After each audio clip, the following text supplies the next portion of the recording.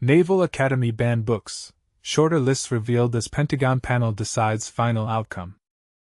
Imagine a world where military institutions curate knowledge by removing books from their libraries. That's precisely what's unfolding at the U.S. Naval Academy, where a contentious book banning initiative has taken a dramatic turn.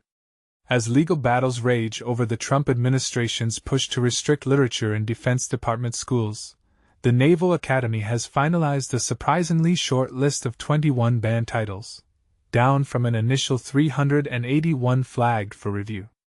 But here's what makes this truly complex. The Pentagon's Special Committee now holds the ultimate fate of these books, creating a high-stakes standoff between education and ideology. Let's unpack how we got here. Back in March, the Naval Academy launched its review under Pentagon orders, despite leadership's initial belief that Trump's executive order, targeting diversity materials in federally funded K-12 schools, shouldn't apply to colleges. This process sparked intense scrutiny when the Academy became the only service institution to publicly share its banned book list. While over 500 titles face bans in Defense Department schools globally, the Naval Academy's final tally reflects a narrow slice of controversial themes. Diving deeper, all 21 banned books center on three explosive topics: affirmative action, diversity/discrimination, and transgender experiences.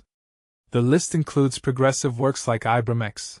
Kendi's How to Be an Antiracist, a frequent conservative target, but shockingly also pulls conservative viewpoints. Case in point, Black Conservative Intellectuals in Modern America, and a 2012 study arguing civil rights laws may be highly counterproductive were both removed.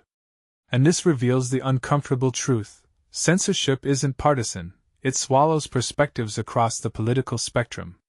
One title that sparks fierce debate is Warrior Princess, a U.S. Navy SEAL's journey to coming out transgender by Chris Beck, later Kristen Beck. The inclusion becomes even more contentious given Beck's subsequent detransition and embrace of conservative Christianity. Yet here's the irony that'll make your head spin. While this personal narrative was banned, the Academy confirmed that Adolf Hitler's Mein Kampf remains on shelves. Let that sink in. A manifesto promoting genocide avoided censorship, while stories about marginalized identities were removed. The process itself raises eyebrows. The Academy started with 900 flagged books, narrowed it to 381 in April, then finalized just 21 removals. Original targets included works by Maya Angelou, Stacey Abrams, Holocaust narratives, and even a midshipman's thesis. Now, a Pentagon-appointed committee of educators and library professionals will decide whether these 21 books stay banned or return to circulation. Meanwhile, critical questions hang in the air. Why haven't other service academies disclosed their lists? And what does it say about academic freedom when military libraries purge books on discrimination while preserving hate literature? This leaves us with a powder keg of philosophical questions. When institutions ban books from both Kendi and conservative scholars, who really wins? Is any form of educational censorship justifiable in a democracy? And crucially, should military leaders or educators control what future officers read? We're at a crossroads where principles of free inquiry clash with political directives. What's your take? Drop your thoughts below.